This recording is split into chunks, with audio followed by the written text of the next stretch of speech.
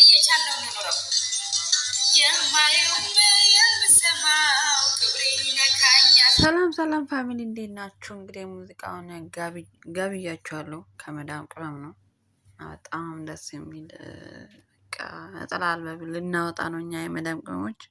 እንግዲህ አበረታቱን ጋይስ፣ ላይክ ሼር ሰብስክራይብ አድርጉ። እስኪ ምን ችግር አለው? እኛም እስኪ ፌመስ ነው። ተው ግን ተው። ሰላም ቤተሰብ እንዴት ናችሁ? ያለሁላችሁ እንግዲህ በአዲስ ቪዲዮ ተመልሼ መጥቻለሁ። ተመልሼ ስመጣ ግን በነ ጽጌና በነ አያልቅባቸው በነ አብርሽና በነ ሩታ ነው። እና ጽጌሻ እንግዲህ ከአቡ ጋር ተጣልታለች።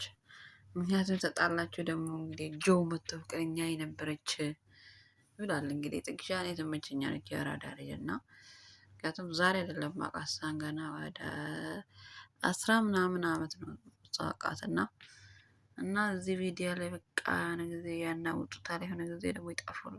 እንደዚህ ሲያደርጉ እስከዛሬ ግንጆ ሳይታይ እንዴት ከዚህ ጀርባ የሆነ ነገር እንዳለ ይታየኛል። በቅርቡ እናውቀዋለን። ችግር የለውም። ምስጢር አናወጣም እኛ ምስጢር ጠባቂ ነን ጋይስ። ስለዚህ እንግዲህ ጆ በአንድ የመተው ፍቅረኛ የነበረች እያለ ነው እንግዲህ። አቡም እንግዲህ አልለቅሽም ብዙ ነገር አብረን አውርተናል እያለ ነው እንግዲህ። እነሱ ለቪዲዮ ብለው ሲመጡ የነበሩት እውነት አልመሰለኝም ብላለች ጽጌ። የሆነ ነገር እንዳለ ያው ለመፈተን ምናምን እንደሆነ ያስታውቃል ነገሩ። አይነው እናውቃለን። የስራ ጉዳይ ነው፣ የስራው ባህሪ ነው።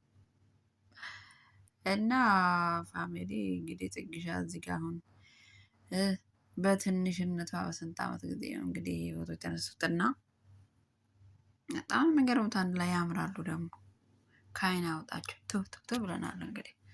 እና ጆ እንግዲህ ያወጣለው ምስጢሩን እያለ ሲፎክር ነበረ።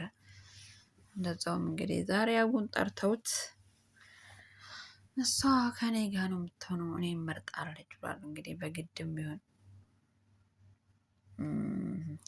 ግን እኔ በጣም የገረመኝ ብዙ ይሄ የድሮ ቪዲዮ አለ ቪዲዮዎቹ፣ ነገር ግን የድሮ ቪዲዮ ነው። ነገር ግን አሁን ላይ ጽጌ ስንት ነገር ስትሰራ ስንት ነገር ስታረግ ከነ ዳኒ ጋር ራሱ ብዙ ጊዜ የት ሄደህ ነበረ ሰውዬ አንተ? አሁን አካኪር ዘራፍ ግራ ጎና ስታገኝ አካኪ ዘራፍ የምትለው የት ነበርክ ነው? ከጀርባ ሆነ ከአንተ ካሜራማን ሆኖ እንዴት እሱ እዛ ሲጎራረስ ወደ ፍቅር ሲባባሉ ምናምንና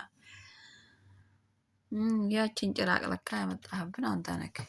እኛ ከየት አባት አመጣች እያልን እንቃጠላለን። አንተ ለካ ከእሷ ጋራ ሴራ እያሴራችሁ፣ አሁንም ብዙ ሴራ እየሰራችሁ ነው። በነገራችን ላይ እየሰማን ነው። እኛ አንለቃችሁ ነው። እኛ አጥበን ነው የምናሰጣችሁ።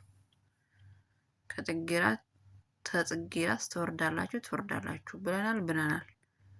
ከእንደዚህ ይቻላል እንዴ ብሏል። እና ፋሚሊያስ እንግዲህ እና አብርሽ እና ነሩታ እና ያልቅባቸው ደግሞ ያው እንግዲህ አብርሽ እንደደነዘዘ ነው፣ ወደ ራሱ አልተመለሰም ብለዋል። ሐኪም ቤትም ሄደው እንግዲህ ምንም በሽታ አልታየበትም፣ ጭንቀት ነው እንግዲህ። አሁን ይገርሙኛል እኮ እናንተ። የድራማው ርዕስ ምንድን ነው? ርዕሱም እኮ ርዕሱ ላይ እንወያይበት እናወራ ነበር፣ እናብቃው ነበረ። ምን ችግር አለው እንዴ? ለምንድን ነው ቡጨቃ መስራት ካልቀረብን እንቦጫጭቃቸው እንጂ። እንዴት ሆኖ ነው አሁን እናንተ? ቆይ እሱ እንደዛ ደንዝዞ መኪና ማንዳት የማይችል ሰውዬው፣ ራሱን ችሎ መሄድ የማይችል ሰውዬ እንዴት ነው ከሀገር የሚወጣው? እዛ የሚወጣበት ሀገርስ ማን ነው? መኪና ሹፌሩ ማን ነው? መንገዱ የሚመራውስ ማን ነው? ምን አደረጋችሁ ነው ያደነዘዛችሁት? እነ ቶፋና እንደ ሶፊ ደግሞ እንግዲህ መድኃኒት ተደርጎበታል። እሱን ልናሳታ ነው ብለው እንግዲህ እያናወጡት ነው። እነሱ ያው ስራቸው ጩኸት ነው፣ እያጫጩሁ ነው እነሱ ስራ እኮ በቃ በጩኸት ነው የሚያልቀው ስራቸው ሁሉ። እና የስ መጨረሻቸው የርዕሱ መጨረሻው የድራማ መጨረሻው ምን እንደሆነ አልታወቀም። ግን በቃ ሁሉም እኔ ነኝ አዋቂ፣ እኔ ነኝ እንደዚህ ያውቃለሁ፣ እኔ ነኝ እንደዚህ የማደርገው። እናንተ እሱም እየተወነ ቢሆንስ? በምን እናውቃለን እኛ? አውቆ እየተወነ ቢሆንስ? ያው ትወና ላይ ትኬት ስለቆረጣችሁ ችግር የለውም። በዚህ ቲክታክ ላይ ይባላሉ እነሱ ደጋፊና አስደጋፊ ተብዬው ይሄ የሩታ በግና የአብረሽ በጎች ሚዲያውን ያናውጣሉ። እናንተ እዛ በቃ እንዴ እሷ ጀግና ናት፣ እሱ እንደዚህ ነው። ወይኔ በቃ አንቺ ውሻ፣ አንቺ ምን በላሽ? እኔ የምታሳዝነኝ ያቺ ልጅ ነች። ሩታስ ልጅ ወልዳለች፣ ያው ልጅ አላት።